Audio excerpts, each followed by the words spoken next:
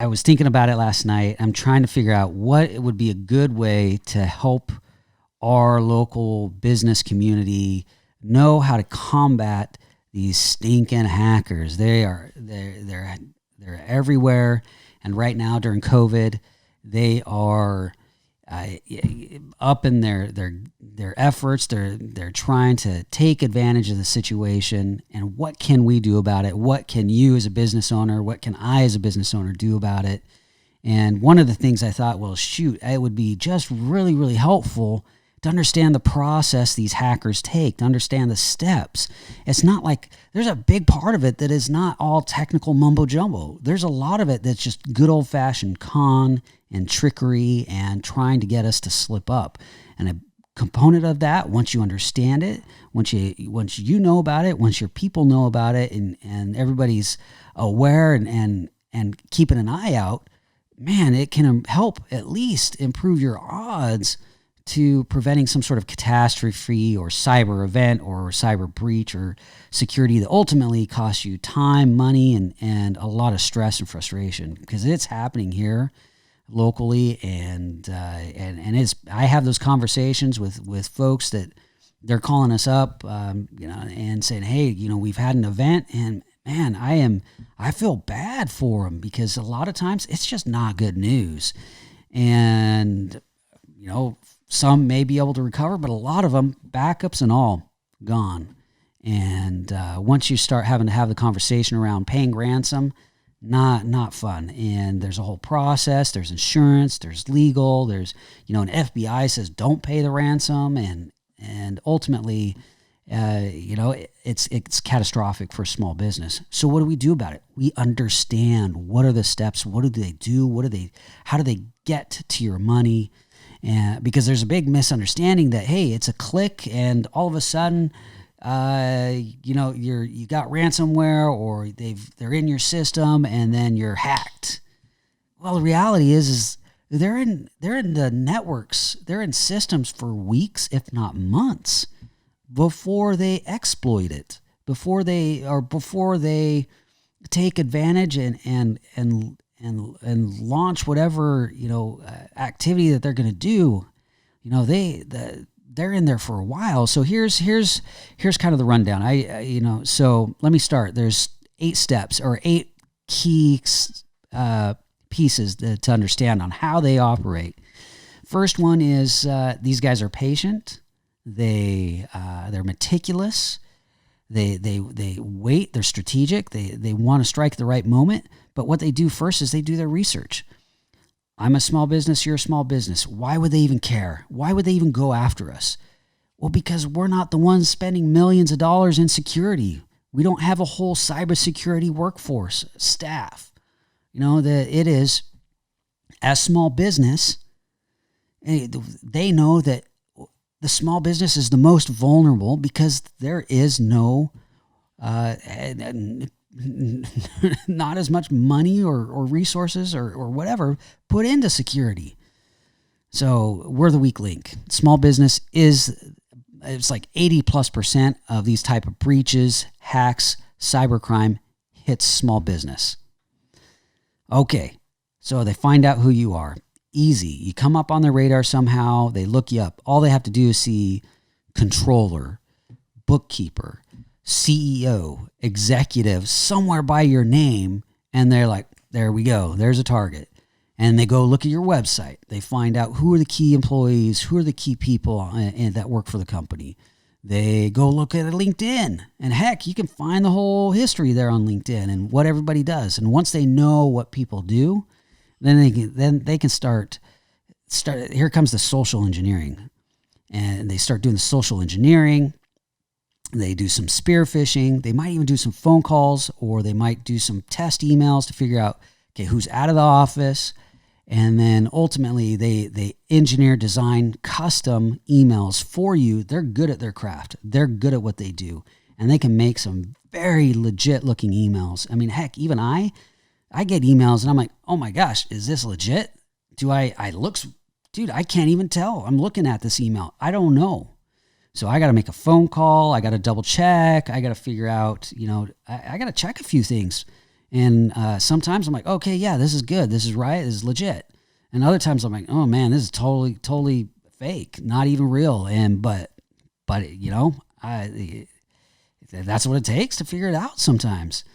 So so now they've done their due diligence. They send you an email, and all it takes is one click, one person in the organization, and it could be that some sort of malware executes, and it's just watching your system. Now they're monitoring, they're sniffing, they're spying on you. That whatever that is, they're gathering information. And sometimes it's brazen enough where they click on something. Hey, it's a Microsoft official Office 365 update. Well, let's click on that, and it runs up, say, update successful, good job, whatever it is. But lo and behold, it wasn't a real update. It gave that malicious actor direct access to your mailbox anytime, anywhere, anyhow. You don't know. Heck, I mean, you have no clue. And now they have direct access, so they can monitor your email. They're watching all the email threads. They're watching, for key conversations, wire transfers, or check, or anything like that, projects. And now what they're doing is, now they have access to that. They divert inbound email. It's either forwarded, they just forward it on to some external site, caught those several times, or they just start intercepting those emails entirely, right? So they don't even show up in your mailbox. Now they're being diverted. And what they'll do is part of that process is not only is it diverted, now they've created a fake. Somewhere around step 4, they create a fake domain that looks almost identical to yours. And now they start emailing your bank, your accountant, whoever it is. They start emailing them directly, posing as you. They're an imposter, but now they're posing as you. And what tricks everybody up is they're referencing very specific accounts, very specific projects, very specific information about your company that you would think that outsiders or hackers wouldn't know about. But because they had the opportunity to watch and monitor your communications for a long time and then intercept some of those communications, now they know exactly what to talk about. And and that's how they con people into, at the very last minute, they'll say, hey, look, hey, just last minute, we're in a rush. We created this new account, or we've got our secondary account. We need you to wire the money here. Or what they do is they have an account almost identical to the one that was before, and they'll just change a couple characters. And before you know it, the accountant or the whatever vendor was paying a bill or whatever it was is now you got tens of thousands of dollars that have gone somewhere else. And sometimes it takes months for people to realize, that money never showed up or got to its destination where it's supposed to go. So just to, they are patient and they are good at what they do. So here, let me just run down the steps again real quick. So one is they figure out who you are. They do their research. They send phishing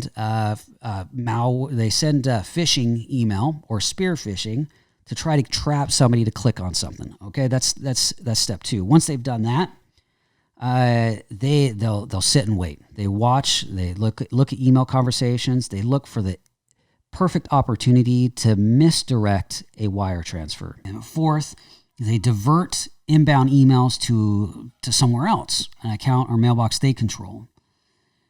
5th, they create a fake domain, a fake email address that almost looks just like yours, that looks so legit, one character off or one variance, one difference, and then they start emailing. So 6, then they take those email lookalikes and then they start emailing your accountants, your bankers, or whoever it is that you're looking at doing those wire transfers from, and they essentially take over the email thread. You're out of the equation. Now that they're using their fake domain, it's not even hitting your mail system, not even hitting your email box, not even hitting anything. It's gone. You're out of the equation. And they continue to they continue to reroute inbound emails. They isolate any legit communication so you're not even in there. You're not seeing it. But I've also seen it too, where they act in the middle and they will email you, and they will reply or things like that. I don't know. They're pretty crazy. So you might even feel like you're communicating, but they'll intercept that email, and then when they send it on to to the accountant, banker, or whatever it is, or a vendor, or the customer, whoever it is. They'll even intercept it, so you still feel like you're having a conversation with your customer, but you're not. Okay, and then 8, is right there at the end. Once they have the information, once they've gotten everything teed up, they misdirect the wire transfer or the banking information, and bam, it's gone. The money's out. So that's kind of the rundown of the steps. It's important for you to know, for me to know, to understand it, so we know their tactics, so we can recognize it. And that's my hope, is that we take this opportunity to recognize it, and we watch out for it. We train our people for it, especially those that handle money, and really anybody in the organization. They need to understand and be on the lookout for phishing attempts. The people that control money obviously need to be on high alert. And a lot of people are doing some really good things, and they're working real hard. It's just unfortunate that it's still people are getting hit, and people are getting hit locally. And we want to avoid that. We don't want that, especially right now. They're trying to take advantage of the situations and mimicking emails that may be COVID related or relief related. So take a look out, or keep an eye out. Make sure it doesn't happen to you. My name is Byron Martin, CEO of Teknologize. I've got some great recommendations for some cybersecurity awareness training for users. There's a good company that I use. It's called Know Before. I love them. I think they're great. They're very. They've got the full package, phishing tests. Online training, and it's good. It's not boring training, man. It's actually pretty entertaining, and heck, I'd just watch it for fun. So to wrap it up here, those are the steps. Please be careful and know that the threat's real, and that we're prime targets. So. Signing off for now, Byron Martin again, and if you have any questions, please feel free to email me, byronm@teknologize.com, or you can direct message me on social media, Facebook, LinkedIn, whatever you want, and happy to chat, happy to respond, answer any questions, whatever I can do to help out our community. So have a good night. We'll take it easy, and thank you. Bye.